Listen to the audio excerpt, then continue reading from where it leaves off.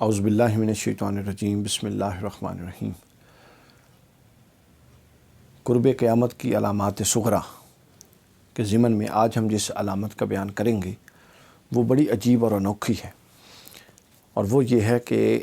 ہمیں احادیث کے ذخیرہ سے اس بات کا اندازہ ہوتا ہے اور علم ہوتا ہے کہ جب قیامت برپا ہونے والی ہوگی تو جو بڑی بڑی آزمائشیں انسانوں کو درپیش ہوں گی اس میں سے ایک رزق ہوگا۔ یہ کتنی حیرت کی بات ہے کہ رزق اتنی بڑی آزمائش بن جائے گا، اتنی بڑی آزمائش بن جائے گا کہ یہ خود ایک عذاب میں مبتلا کرنے والی چیز بن جائے گی۔ قیامت میں، قرب قیامت میں نوبت یہاں تک پہنچ جائے گی کہ ایک مومن کے لیے اپنا ایمان بچانا آسان نہیں ہوگا بلکہ بڑا مشکل ہوگا اور جوئے شیر لانے کے مترادف ہوگا۔ ایک حدیث پاک سن لیجئے اس حوالے سے، حضرت ابو ہریرہ رضی اللہ تعالیٰ عنہ سے یہ حدیث راوی ہیں وہ، اور یہ حدیث امام بہقی نے کتاب الزہد الکبیر حدیث نمبر 439 اور منذری نے الترغیب والترہیب حدیث نمبر 4152 میں بیان فرمائی گئی کہ فرماتے ہیں کہ ایک وقت ایسا آئے گا، حضور نے فرمایا ذالک الزمان، ایک ایسا وقت آئے گا لم تنل المعیشۃ الا بسخط اللہ، کہ اس وقت معیشت صرف انہی ذرائع سے حاصل ہوگی جو اللہ کو ناراض کرنے والے ہوں گے، یعنی صرف ان کاموں سے یا اس کاروبار سے یا اس جاب سے معاش کا مسئلہ حل ہوگا جس سے اللہ ناراض ہوتا ہوگا، اس کے علاوہ معیشت حاصل نہیں ہوگی۔ پھر فرمایا فَإِذَا كَانَ ذَلِكَ كَذَلِكَ كَانَ هَلَاكُ الرَّجُلِ عَلَى يَدِ زَوْجَتِهِ وَوَلَدِهِ، اور جب ایسا زمانہ آ جائے کہ جب معیشت صرف ان وسائل سے حاصل ہو جن سے اللہ کی ناراضگی آتی ہے، تو پھر ایسے زمانے میں آدمی کی ہلاکت کی وجہ اس کی بیوی یا اس کی اولاد ہوگی۔ اور وہ کیوں؟ کہ وہ اس لیے کہ اگر کسی بیوی اور کسی کی اولاد نہ ہوگی، یعنی بیوی اور اولاد اس لیے ہوگی، بالکل واضح ہے، چونکہ بیوی کو بھی اس کے بنیادی حقوق نان نفقہ، گھر کا خرچ چاہیے، اولاد کو بھی چاہیے، اور رزق کے لیے بتا دیا گیا کہ رزق آئے گا نہیں سوائے اس ذریعے کے جس سے اللہ ناراض ہو، تو گویا اس طور پہ بیوی اور بچے ایک طرح کی آزمائش کی شکل اختیار کر جائیں گے اور اس کے لیے ہلاکت کا باعث بن جائیں گے۔ پھر آگے فرمایا فَإِن لَمْ يَكُنْ لَهُ زَوْجَةٌ، اگر اس کی بیوی نہیں ہے، وَلَا وَلَدٌ،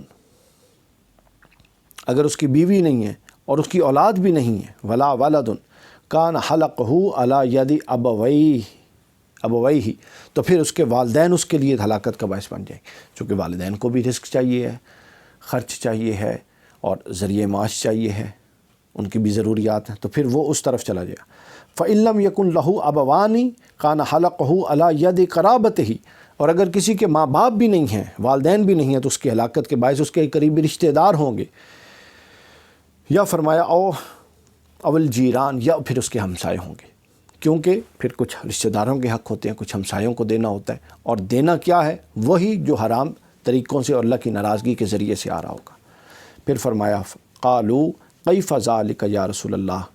صحابہ نے پوچھا یا رسول اللہ اچھا جب یہ ہوگا تو پھر ہم کیا کریں؟ حضور نے فرمایا قال یعیرونہ بضیق المعیشہ، فرمایا کہ وہ اسے تنگ معاش، پیسے کی کمی کا تانا دیں گے، اس کی وجہ سے وہ دولت سمیٹنے کے لیے اپنے آپ کو ایسے امور میں مرتکب کرے گا جو اس کے لیے ہلاکت کا باعث ہوں گے۔ فرمایا یعیرونہ بضیق المعیشہ فعند ذلک یورد نفسہ الموارد التی یہلک فیہا، وہ اسے تانا دیں گے اور اسے کہیں گے کہ رزق لے کر آؤ، ہمارے لیے پیسے لے کر آؤ، ہماری ضروریات ہیں۔ وہ جب اس تانے کی وجہ سے آگے جائے گا تو آگے رزق حاصل نہیں ہوگا سوائے ان ذرائع کے جن سے اللہ کی ناراضگی ہوتی ہے۔ تو یہ کتنی عجیب بات ہے، اس کو ایک اور انداز سے بھی سمجھا جا سکتا ہے، یہ پورا مفہوم جو اس حدیث میں ہے کہ بیوی، بچے اور والدین اس طور پہ بھی آزمائش ہو سکتے ہیں کہ ایک بندہ ایک جائز طریقے سے کچھ کماتا ہے لیکن اس کے اندر اس کی پوری نہیں پڑتی، بیوی اور مانگتی ہے، بچوں کی اور ڈیمانڈ ہے، ماں باپ کی اور طلب ہے، بہن بھائیوں کی اور طلب ہے، تو وہ اس پر جب اتنی طرف سے پریشر ہوتا ہے اور نتیجتاً اس کے سامنے جو ذریعہ جائز ہے وہ ذریعہ اتنا ہی ہے، محدود ہے، اس کے بڑھ نہیں سکتا، تو پھر وہ ناجائز ذرائع کی طرف جاتا ہے، اور لامحالہ بات ہے جب ناجائز ذرائع کی طرف جائے گا تو اللہ کی ناراضگی کا باعث ہے۔ تو اس کی ایک بہترین امپلیمنٹیشن اور انٹرپریٹیشن یہ ہو سکتی ہے۔ تو گویا اس میں سبق یہ ہے کہ جو رزق حلال ہوگا، جو کم ہے، تانوں کی فکر نہ کرتے ہوئے جو کم ہے اس پر زندگی گزارنے کی کوشش کی جائے، قناعت اختیار کی جائے، نہ کہ ایسے ذرائع کی طرف ہاتھ بڑھایا جائے جو اللہ اور اس کے رسول کی ناراضگی کا باعث بنے۔ اللہ تعالی ہمیں قرب قیامت کی ان علامات میں حق پر گامزن فرمائے۔